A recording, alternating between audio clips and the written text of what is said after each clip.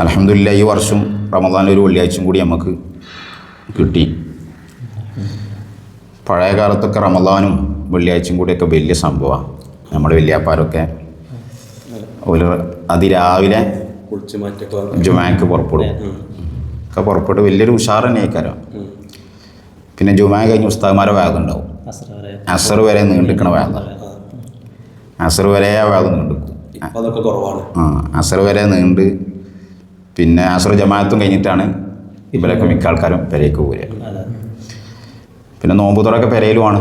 പാപ്പാർ കുട്ടികളൊക്കെ ഇരുന്നിട്ട് അങ്ങനെ ഉണ്ടാകുക. പള്ളിക്കൽ ഉസ്താദ്മാർക്ക് നോമ്പർക്കാൾ ഈത്തപ്പഴം എന്തെങ്കിലും വെള്ളം ഉണ്ടാവും ചിലപ്പോൾ. ഓല് എന്നിട്ട് കഴിഞ്ഞിട്ട് അങ്ങോട്ട് പോരും. വീട്ടിൽ നിന്ന് തന്നെ നോമ്പ് തുറക്കുള്ള ഈത്തപ്പഴം ഇഫ്താറിൻ്റെ കൂലി വീട്ടുകാരന് കിട്ടണമല്ലോ, കൊണ്ടുവന്ന് കൊടുക്കും. അങ്ങനെ ഏൽപ്പിച്ചു. ഇപ്പോൾ പലയിടത്തും മാറി. ഇപ്പോൾ ഒക്കെ പള്ളിക്കൊക്കെ ആയി. വീടുകളിൽ നടക്കണത് അതാണ് അതിൻ്റെ മെയിൻ കാര്യം. ഒരു ഏതെങ്കിലും അറബിൻ്റെ ചിലപ്പം പൈസ ഉണ്ടാവും ഒരു മാസത്തെ മന്തിക്ക്. അങ്ങോട്ട് ഇറക്കിയിട്ട് പിന്നെ അതിൻ്റെയൊക്കെ ഒരു ഹുർമത്തിൽ ഓരോ വീട്ടിലും നടക്കണ്ടേ. വീട്ടിലേ നടക്കും. ചിലയിടത്തൊക്കെ നസറിൻ്റെ ഒരു ബദർമൗലിദൊക്കെ ഓതി പിന്നെ ഇഫ്താർ നല്ല പരിപാടിയാണ്. അപ്പോൾ വെള്ളിയാഴ്ചകളൊക്കെ മുമ്പൊക്കെ ഈ വർഷത്തെ നമ്മൾ ഈ വെള്ളിയാഴ്ച ഒരു പക്ഷേ ഈ വർഷത്തെ റമദാനിൽ അവസാനത്തെ വെള്ളിയാഴ്ച ഉറപ്പില്ല കേട്ടോ. ഇപ്പോൾ പലരും ഉറപ്പിച്ചു അടുത്ത വെള്ളിയാഴ്ച പിന്നെ പെരുന്നാളും ജുമയും ഒത്തു വന്നു എന്നുള്ള ചർച്ചയായി. ഇപ്പോൾ ഉറപ്പിച്ച മാതിരിയാണ്. അങ്ങനൊന്നുമില്ല. അടുത്ത വെള്ളിയാഴ്ച ചിലപ്പം നോമ്പ് തന്നെ ആവാലോ. ഉസ്താദ്, നമ്മളെ ഈ നാടുകളിലൊക്കെ ഒരു പതിവുണ്ടല്ലോ, റമദാനിലെ അവസാനത്തെ വെള്ളിയാഴ്ച ഉസ്താദ്മാരൊക്കെ അസ്സലാമു അലൈക്കും യാ ഷഹർ റമദാന് സലാം പറയും. റമദാന് സലാം പറയുന്നത് അത് പ്രത്യേക ഒരു സുന്നത്തോ അങ്ങനെ എന്തോ ഉസ്താദ്? പ്രത്യേകം റമദാൻ സലാം ഒരു സുന്നത്ത് എന്നുള്ള അങ്ങനൊന്നുമില്ല. അതേസമയത്ത് റമദാൻ മാസം എന്ന് പറഞ്ഞാൽ നമ്മളൊരു അതിനൊരു അതിഥിനെ പോലെയാണ് നമ്മൾ സ്വീകരിക്കണേ. ഒരു അതിഥിനെ പോലെ ഒരു വിധാമി അതിനെ നടത്തും. മാത്രമല്ല നമ്മളെ അമലുകൾ അങ്ങനെ തന്നെ ആണല്ലോ. ഇപ്പം അൽബക്കറ തബാറൊക്കെ ഓതിയാൽ ആ സൂറത്ത് ആ മനുഷ്യന് ഷാഹിദായിട്ട് വരുന്നതാണല്ലോ. റമദാനും ഒരു മനുഷ്യന് ഷരീഫ് അലീമ ആണോ. അപ്പോൾ റമദാൻ ഒരു അമലാണ്, ഇബാദത്താണെങ്കിലും ഒരു വ്യക്തിൻ്റെ സ്ഥാനം തന്നെ. അപ്പോൾ അത് പോകുന്ന സമയത്ത് അതിന് നല്ലൊരു യാത്രയപ്പ്, അതാണ് സലാം. അത് നമ്മൾ ഈ നബാത്തി ഹുത്തുബയിലാണ്. നബാത്തി ഹുത്തുബ എന്ന് പറഞ്ഞാൽ അതൊരു സംഭവമാണല്ലോ. അപ്പോൾ ആ ഖത്തീബ് നബാത്തി ഹുത്തുബയിൽ എങ്ങനെയാകണം റമദാനിനെ വിദാ ചെയ്യേണ്ടത് എന്നുള്ള സന്ദേശം കൂടി അതിൽ പഠിപ്പിക്കുകയാണ്. സലാമാണ് നബാത്തി ഹുത്തുബ. ഇപ്പം പഴയ കാലം മുതലേ നമ്മുടെ കേരളത്തിലൊക്കെ പോരുന്നതാണ്.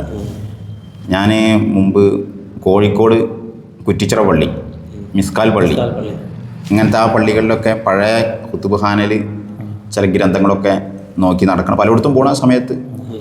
അപ്പോൾ ഈ കോഴിക്കോട് ഖാദിമാരോ ഈ കുറ്റിച്ചിറയിൽ മറ്റൊക്കെ ഉള്ള പുരാതന ഈ മക്തബയിൽ ഹുത്തുബ്ഖാനയിൽ വളരെ പഴക്കം ചെന്ന നബാത്തി ഹുത്തുബ ഉണ്ട്, കയ്യെഴുത്ത് കോപ്പി.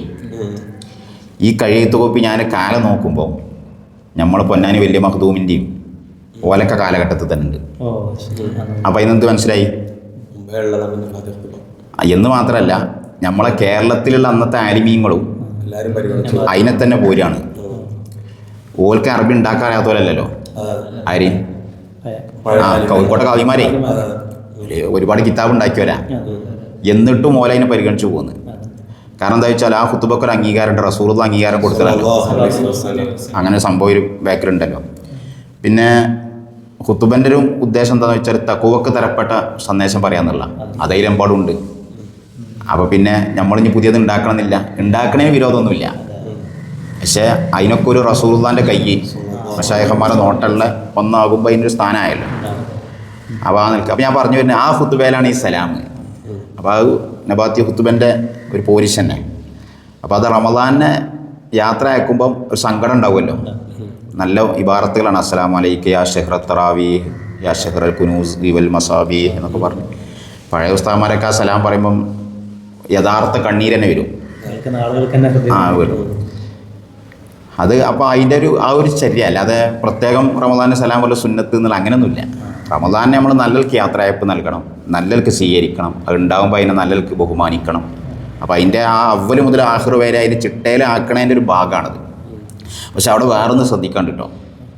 ഒരു പക്ഷേ ഇന്ന് ചിലപ്പോൾ പലയിടത്തും അടുത്ത വെള്ളിയാഴ്ച ഉറപ്പില്ലല്ലോ. അവസാനത്തെ അടുത്ത വെള്ളിയാഴ്ച എന്തില്ല, ഉറപ്പില്ല എന്ന് മാത്രമല്ല ഇപ്പം പെരുന്നാളും കുത്തുബിയും കൂടി ജുമയും കൂടി ഒന്നിച്ച് എന്ന് പറഞ്ഞ ചർച്ച രണ്ടും ഒന്നായ പെരുന്നാളായിപ്പോയി. അതെ അതെ അപ്പോൾ ഒരു പക്ഷേ പല ഉസ്താദന്മാരും ഇപ്പം ഒന്ന് ഒടുവിലത്തെ വെള്ളിയാഴ്ച ആക്കിയിട്ടുണ്ടാവും ഇന്നത്തെ. ഇന്ന് സലാം പറഞ്ഞിട്ടുണ്ടാവും. അത് ചെയ്യരുത്. ഒടുവിലെ വെള്ളിയാഴ്ച സലാം വന്നെന്ന് വെച്ചാൽ അത് റമദാൻ ഒടുവാകണം. അവസാനം സലാം റമദാൻ അത് അങ്ങനെ പരിഗണിച്ചിട്ടാണ് ഈ പിന്നെ അങ്ങനെ പരിഗണിച്ചിട്ടാണ് ഈ ഖുതുബയിൽ അത് വരുന്നത്. ചിലപ്പോൾ റമദാൻ 29 30 ചിലപ്പം അന്ന് വെള്ളിയാഴ്ച ആവും, ചിലപ്പോൾ 28-നാവും, 29-നൊക്കെ ആവും, ഇനി അല്ലെങ്കിൽ 27. അപ്പോഴൊക്കെ അവസാനത്തേക്ക് എത്തിയല്ലോ. അന്ന് വെള്ളിയാഴ്ച വരികയാണെങ്കിൽ അവിടെയും സലാം പറയേണ്ടി. ഇതിപ്പോൾ ഇന്നാണെങ്കിൽ ഇനിയും 5-6 ദിവസം ഇവിടെ നിൽക്കല്ലേ. അപ്പോൾ നേരത്തെ തന്നെ സലാം പറയാന്ന് പറഞ്ഞാൽ ശരിയല്ല. അങ്ങനെ പറയില്ല, നമ്മൾ കേൾക്കലുണ്ട് മുന്നത്തെ ചില സമയങ്ങളിലൊക്കെ. ഒടുവിലെ വെള്ളിയാഴ്ച സലാം പറയാന്നല്ല, ഈ ഒടുവിലെ വെള്ളിയാഴ്ച ഒടുവ് പോയി നിൽക്കണം. ഒടുവിലെ വെള്ളിയാഴ്ച റമദാൻ്റെ ഒടുവിൽ പോയി നിൽക്കണം. അല്ലാതെ നോമ്പ് 23-ന് അസ്സലാമു അലൈക്കും ആ ഷെഹർ റമദാൻ എന്നൊന്നും പറയരുത്. അപ്പോൾ അതങ്ങനെ പ്രത്യേകം സുന്നത്തില്ല. അതേ സമയത്ത് റമദാൻ്റെ ഒരു വിധാ അതിൻ്റെ ഇക്രാമും ബഹുമാനം അറിയിച്ചുകൊണ്ടുള്ള പ്രയോഗമാണത്. അത്ര അങ്ങനെയാണ് എൻ്റെ സംഭവങ്ങൾ.